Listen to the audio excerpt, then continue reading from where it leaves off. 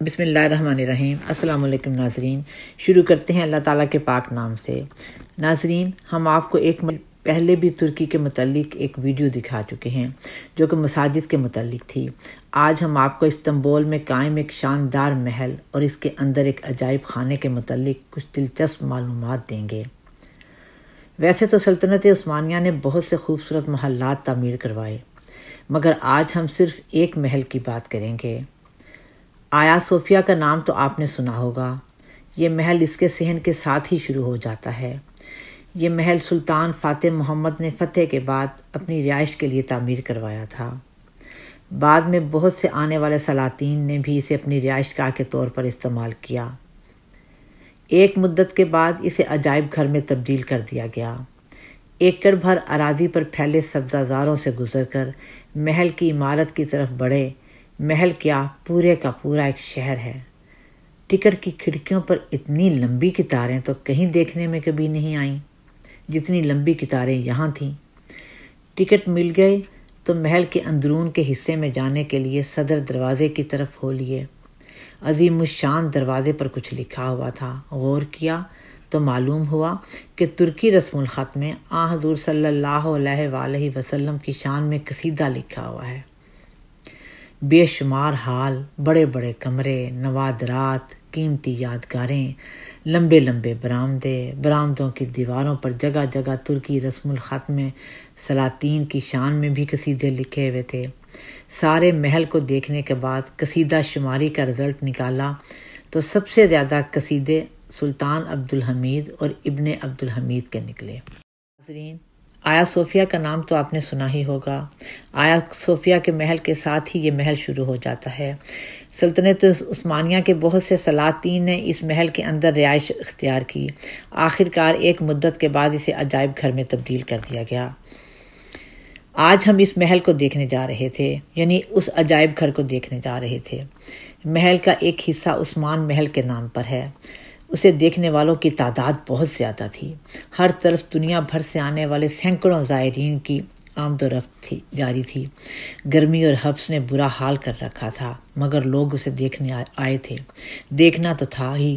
عثمان محل بھی اپنی ذات میں عجوبہ تھا، اس لیے کہ اس کے کمروں میں سلاطین، شہزادوں اور شہزادیوں کے استعمال کی اشیاء پڑی ہوئی تھیں۔ ناظرین، مسئلہ یہ ہے کہ ہم عجائب گھر کی کوئی چیز آپ کو دکھا نہیں سکتے ویڈیو کے اندر، کیونکہ وہاں کیمرہ لے جانا منع تھا۔ ہم صرف آپ کو بتا سکتے ہیں کہ ہم نے وہاں کیا کچھ دیکھا۔ خوبصورت زربفت شاہی لباس، شاہی جیولری بکس، ایک نومولود شہزادی کا بستر بھی تھا، کافی کے گلاس، رکھنے والے قیمتی موتیوں سے جڑے ہوئے کپ، نفیس اور بیش قیمت زیورات، امامے، عبائیں۔ 18ویں صدی کے سلاطین کی ایک قسم کی شلوار بھی دیکھی جس کے پانچوں میں کٹ لگا کر بٹنوں کی جگہ ڈوریاں لگائی ہوئی تھیں۔ یہ وہی ڈیزائن ہے جو کچھ عرصہ قبل پاکستان میں بھی چل رہا تھا۔ ہمیں تو خوب ہنسی آئی کہ ہمارے ڈیزائنروں کو دیکھو جو اپنی دانست میں نئے فیشن ایجاد کر کے بیٹھے ہوئے ہیں، حالانکہ یہ سلطنت عثمانیہ کے شہزادوں کے فیشن تھے۔ اس کے بعد ہم محل کے اصلی حصہ، یعنی وہ حصہ جہاں حضور صلی اللہ علیہ وآلہ وسلم کے اور ان سے متعلقہ تبرکات پڑے ہوئے تھے، کے سامنے جا پہنچے۔ سب سے زیادہ رش یہاں تھا۔ تھوڑے تھوڑے لوگ اندر گزارے جا رہے تھے۔ باہر گرمی میں کھڑا ہونا انتہائی جان لیوا تھا۔ باہر کے دروازے پر انگلش اور ترکی دونوں زبانوں میں لکھا ہوا تھا کہ اس جگہ باحیا لباس پہن کر جائیں۔ اس حال کے اندر بھی وہی جوتے اتار کر پلاسٹک کے لفافوں میں ڈالنے والا سلسلہ تھا۔ جو ہی جوتے لے کر اندر گیلری کی طرف بڑھے تو قرآن پاک پڑھنے کی آواز آنا شروع ہو گئی۔ ہر طرف انتہائی خاموشی، ادب سے سب لوگوں کے سر جھکے ہوئے ہیں اور بائیں طرف ہو کر چل رہے ہیں۔ کسی نے کہا تو نہیں تھا کہ خاموش رہو، مگر یقیناً حضور صلی اللہ علیہ وآلہ وسلم کے تبرکات کی موجودگی کا احساس ہی ادب کروانے کے لیے کافی تھا۔ سب سے پہلے کمرے میں حضرت داؤد علیہ السلام کی تلوار، جس کی تختی پر غالباً عبرانی لکھی ہوئی تھی کیونکہ اجنبی سی تحریر تھی۔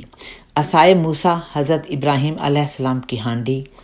اگلے کمرے میں تلواریں رکھی تھیں جن میں حضرت زبیر بن عوام، حضرت خالد بن ولید، حضرت عمار بن یاسر اور حضرت جعفر بن طیار رضی اللہ تعالیٰ عنہما کی تلواریں آویزاں تھیں۔ حضرت جعفر بن طیار کی تلوار سب سے بڑی اور پرشوکت تھی۔ یہ تمام چیزیں دیواروں کے اندر شیشے کے ڈبوں میں رکھی ہوئی تھیں۔ آہستہ آہستہ رفتار میں چلا جا رہا تھا، کیونکہ ہر شے کے سامنے نصب تختی پر اس تبرک کا تعارف بھی لکھا ہوا تھا۔ پہلے اسے پڑھنا تھا تو پھر تبرک کی طرف دیکھنا بنتا تھا، ورنہ کیا معلوم ہوتا کہ یہ کیا ہے۔ پہلے چند کمروں میں خانہ کعبہ سے متعلق تبرکات تھے، مثلا خانہ کعبہ سے آئی ہوئی مختلف اوقات کی چابیاں اور تالے۔ چونکہ سعودی عرب بہت دیر سلطنت عثمانیہ کے زیر رہا، لہذا سلاطین ترکی اس قسم کے تمام تبرکات گاہے بگاہے اپنے ساتھ لاتے رہے ہوں گے۔ ایک چابی سلطان مملوک کے وقت آئی، ایک عباسی خلیفہ کے وقت میں بھی تھی۔ ناظرین، یاد رہے کہ قاری کے قرآن پڑھنے کی آواز مسلسل کانوں میں آ رہی تھی اور بہت بھلی معلوم ہو رہی تھی۔ ہر کمرے میں گہرا سکوت تھا، صرف قاری کے خوبصورت قرآن پڑھنے کی آواز تھی۔ اگلے کمرے میں 3 عدد میزاب کعبہ پڑے ہوئے تھے، جو جیسے اترا ہے بالکل ویسے ہی پڑا ہوا تھا۔ ایک کے ساتھ لکڑی بھی اتری ہوئی تھی، گویا جیسے اتارا تھا ویسے ہی لا کر رکھ دیا گیا تھا۔ تختی پر لکھا تھا، یہ سلطان المراد کے وقت میں 16ویں صدی میں لایا گیا ہے۔ یہ تحریر بھی یہاں درج تھی کہ جب کبھی خانہ کعبہ کی آرائش یا تعمیر کا مرحلہ آتا تو پرانی چیزیں تبرک کے لیے استنبول بھیج دی جاتی۔ یہاں قرآن پاک کے وہ قدیم نسخے بھی موجود تھے جو صحابہ کرام کے ہاتھوں کے لکھے ہوئے تھے۔ ساتھ والے کمرے میں حضور صلی اللہ علیہ وآلہ وسلم کی تلوار، آپ کی ایک قوس اور خلفائے راشدین کی تلواریں بھی موجود تھیں۔ حضور صلی اللہ علیہ وآلہ وسلم کی تلوار درمیان میں اور 2 خلفاء کی دائیں اور 2 کی بائیں طرف سیدھی شیشے کے کیسوں میں رکھی تھیں۔ اس سے اگلے کمرے میں پہنچے تو ایک قاری کمرے کے درمیان میز کرسی پر بیٹھا لاؤڈ سپیکر سامنے رکھے مسلسل قرآن پاک کی تلاوت کر رہا تھا۔ اب سمجھ میں آئی کہ تلاوت کی مسلسل آواز کہاں سے آ رہی ہے۔ اس کو قرآن پڑھتے ہوئے دیکھتے ہی سلاطین ترکی کا مسجد نبوی کو وسیع کرنے کا سارا منصوبہ ذہن میں گھوم گیا کہ کس طرح انہوں نے 500 بچوں کو قرآن پاک حفظ کرنے کا کہا اور پھر ان بچوں کو جوانی تک معماری کی تربیت دی۔ ناظرین، سوچنے کی بات ہے کہ یہ تبرکات ان کے پاس کہاں سے آئے۔ ظاہر ہے یہ بھلے وقتوں کی باتیں ہیں جب سلطنت عثمانیہ ایشیا اور یورپ میں راج کر رہی تھی۔ عرب اور ترکی کا بھائی چارہ تھا، حرمین شریف کا انتظام بھی ترکوں کے تحت تھا، جبھی تو بہت سے پرانے تبرکات اس قوم کے نصیبوں میں آئے ہیں۔ ایک شیشے کے کیس میں حضور صلی اللہ علیہ وآلہ وسلم کا نقش پا سنگ مرمر میں ڈھلا ہوا رکھا تھا اور اس کے گرد دھات کا پاؤں بنا کر رکھا ہوا ہے۔ اگلے کمرے میں حضور صلی اللہ علیہ وآلہ وسلم کا مقدس کرتا اور ایک بند صندوق میں رکھا ہوا تھا۔ سب سے زیادہ ہمیں اس کرتے کو دیکھنے کی جلدی تھی، جس کے متعلق ہم پہلے بھی سن چکے تھے، مگر جب یہاں پہنچے تو یہاں پر صرف ایک خوبصورت قیمتی بند صندوق تھا۔ اس کے علاوہ اور بھی بہت سے تبرکات تھے جو چھوٹی چھوٹی قیمتی دھات کی ڈبیوں میں بند تھے۔ حضور صلی اللہ علیہ وآلہ وسلم کے ریشے مبارک کے بال بھی ہیں، 6 یا 7 ڈبیاں اور بھی تھیں جن میں حضور صلی اللہ علیہ وسلم کے سر کے بال بھی پڑے ہوئے تھے۔ ان میں ایک مخروطی ڈبیا ایسی بھی تھی جس میں سے ایک بال قصداً باہر نکالا ہوا ہے۔ ویسے تو اتنی روشنی نہیں تھی کہ آسانی سے ایک نظر دیکھنے سے دکھائی دے جاتا، مگر عزیزم یاسر نے بتایا کہ میں نے باہر گائیڈ بک میں دیکھا ہے کہ ایک ڈبیا میں بال باہر نکلا ہوا نظر آتا ہے۔ اس سے بال مبارک پر نظر ٹکانی آسان ہو گئی۔ اس ڈبیا کے علاوہ بھی چند ڈبیاں اور ہیں جن کے ساتھ بھی ریشے مبارک کے الفاظ لکھے ہوئے ہیں۔ الگ الگ ڈبیوں میں بال محفوظ رکھنے کی ایک وجہ تو خود کھڑے کھڑے سوچ لی کہ ہو سکتا ہے مختلف اوقات میں مختلف صحابہ کرام اور اہل بیت نے آپ کے بال جمع کیے ہوں اور ہوتے ہوتے یہ مقدس پاک امانتیں سلطنت عثمانیہ کی تقدیر بن گئے ہوں۔ ایک خاص بات محسوس کرنے والی تھی کہ حضور صلی اللہ علیہ وآلہ وسلم اور ان کی آل سے متعلقہ تبرکات شیشوں میں بہت اندر کی طرف پڑے ہوئے تھے۔ یہ ان کے احترام اور حفاظت کے پیمانے تھے۔ باقی کی اصل وجوہات تو ترکی والے ہی جانے۔ ان میں ایک ڈبیا ایسی بھی ہے جس کی تختی پر مدینہ کی مٹی لکھا ہوا ہے۔ اس کا فلسفہ سمجھ نہیں آیا۔ اگر محض مٹی رکھنا مقصود ہوتا تو صحن خانہ کعبہ کی مٹی بھی ہونا چاہیے تھی۔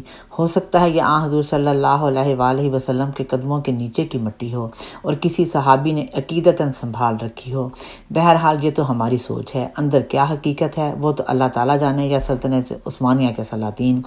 ہمارے لیے تو یہی کافی ہے کہ ہم نے حضور صلی اللہ علیہ وآلہ وسلم کے مقدس تبرکات کو اس جذبے سے دیکھا کہ اس شیشے کے کیس کے پیچھے دھات کی ڈبیوں میں ہمارے محبوب اور اللہ تعالیٰ کے حبیب کے استعمال میں آئے ہوئے تبرکات پڑے ہیں۔